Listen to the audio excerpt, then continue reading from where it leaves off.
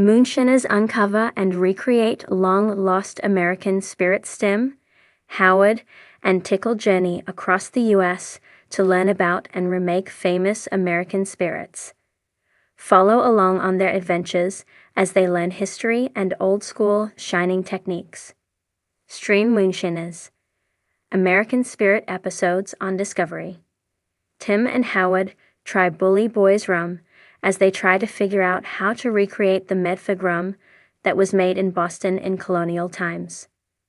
Rum made from fermented molasses was popular across the British Empire in the 1770s, with colonists drinking a reported 4 gallons per person per year. The best was known as Old Medford rum, which was made by John Hall at the first production distillery in Medford, Massachusetts. The recipe was lost after the distillery was closed in 1905. Moonshiners uncover and recreate long-lost American spirits in the remote backwoods of Appalachia. The art of moonshining has always held a certain mystique, blending tradition, innovation, and rebellion into a uniquely American legacy. Moonshiners, often operating under the cover of night, have been crafting spirits for centuries, using old family recipes handed down through generations. These clandestine distillers have long been the keepers of forgotten formulas and hidden secrets, but as the craft distilling movement gains momentum across the United States, a new generation of moonshiners is looking beyond just making moonshine for profit and rebellion. Instead, they are unearthing the lost spirits of America, resurrecting recipes that have been buried in history, and recreating the tastes of old. At the heart of this resurgence is a growing interest in the rich and diverse history of American spirits. From the early days of the country, long before Prohibition banned the legal production of alcohol, the U.S. was home to a wide range of regional liquors, each with its own distinctive characteristics, methods of production, and flavor profiles. Many of these spirits have been lost to time, either due to the collapse of local distilleries, changes in drinking trends, or the effects of government regulation. However, thanks to the ingenuity of modern-day moonshiners, these lost spirits are being brought back to life.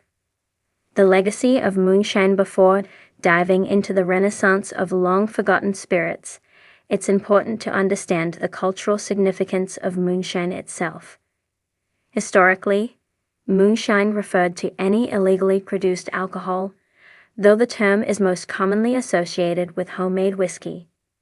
During the 19th and early 20th centuries, distilling alcohol without a license was commonplace in rural America, especially in the Appalachian regions, where the mountains made enforcement of alcohol laws nearly impossible. The moonshiners of this time were pioneers, working with what they had to create an illicit, often high-proof liquor that could be sold for profit or consumed in secrecy. Despite its reputation for being a product of rebellion, moonshine also served as a cultural touchstone, preserving many of the traditions that went into distilling whiskey. Moonshiners used ingredients local to their regions: corn in the South, rye in the Mid-Atlantic, and even fruits like apples, peaches, and berries in the northern states to create their products. This regional specificity meant that the flavors of moonshine varied greatly depending on where it was made, giving rise to distinct local spirits that reflected the flavors of the land. The Prohibition era, from 1920 to 1933, marked a pivotal chapter in the history of moonshine. With the government banning the legal sale of alcohol, moonshining reached its peak. Distillers in the Appalachian region and beyond went underground, establishing secret stills in remote locations. Some became notorious for their ability to produce vast quantities of spirits, supplying black markets and speakeasies across the country. After the repeal of Prohibition, many distillers turned legitimate, but the spirit of moonshine never died.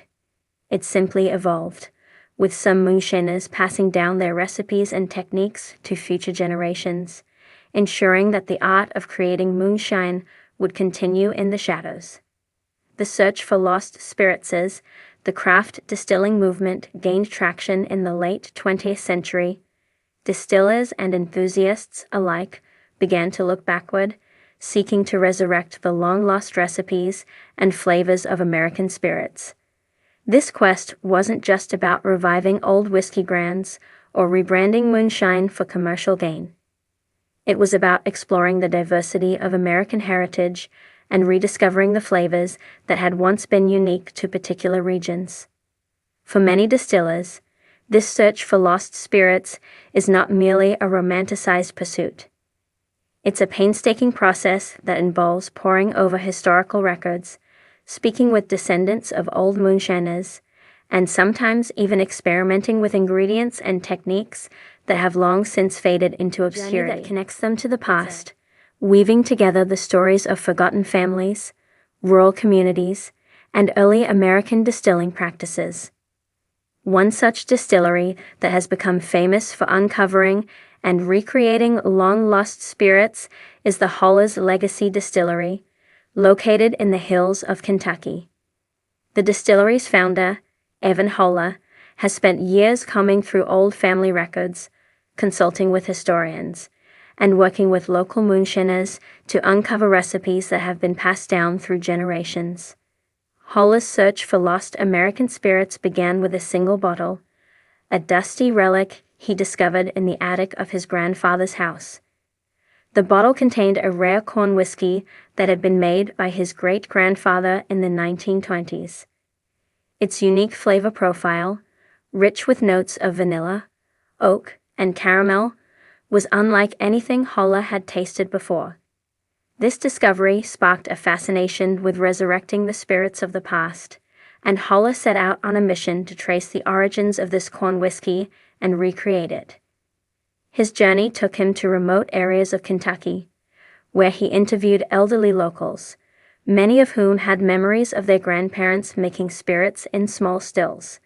Through these conversations, Holler uncovered forgotten techniques for aging whiskey in charred oak barrels, as well as methods for fermenting corn in a way that imparted a sweetness and complexity that was absent from modern commercial whiskey. By experimenting with these ancient techniques, Holler was able to recreate a version of his great-grandfather's corn whiskey, which he now distills and sells under the name Holler's Original. But the revival of lost American spirits isn't limited to whiskey alone. The art of distilling has always been a creative pursuit, and moonshiners in different regions of the country were known for making a variety of spirits beyond traditional corn whiskey. For example, in the Pacific Northwest, apple brandy, made from fermented apples, was once a popular spirit among settlers and pioneers. The distinctive flavor of apple brandy, often infused with spices or aged in wooden casks, became a staple of local taverns and homes. Over the years, however, the production of apple brandy dwindled, overshadowed by the rise of mass-produced spirits.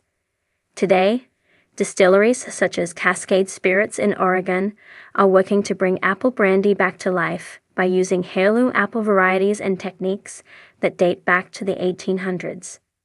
Similarly, in the southern states, where the climate and soil are ideal for growing sugarcane, rum was once a popular homemade spirit. Sugarcane rum, unlike the molasses-based rum that became popular in the Caribbean, was a key product of the southern moonshiners.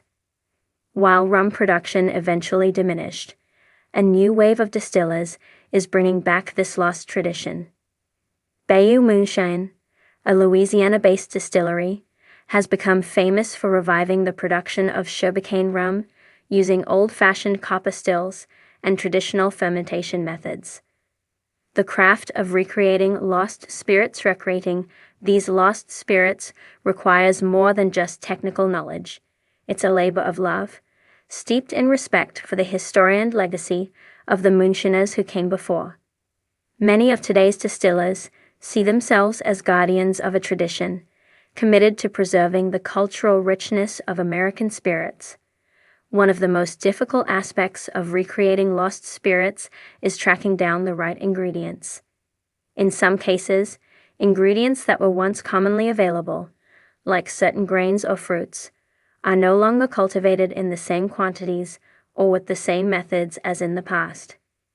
Modern agriculture has changed the landscape of farming, with large-scale operations pushing out small family farms that once grew unique varieties of grains or fruits specifically for distilling. This has led distillers to seek out heirloom seeds or even work with local farmers to grow the ingredients needed to produce authentic versions of these spirits. Another challenge is the secrecy that surrounds many of these old recipes. Moonshiners, particularly those operating during the Prohibition era, were often highly protective of their methods and formulas, fearing that competitors or the authorities would steal their secrets. As a result, much of the information about lost spirits is scattered across various sources: family diaries, newspaper clippings, and local folklore. The process of gathering these bits of information and piecing them together to recreate a spirit can be as much an archaeological dig as it is a distilling endeavor. Yet, for those who succeed, the reward is not just in the end product, but in the deep connection to the past. By resurrecting lost spirits, moonshiners and distillers are reconnecting with a rich history that stretches back to the earliest days of American distilling. They are honoring the ingenuity of the pioneers who created these spirits and ensuring that their legacy will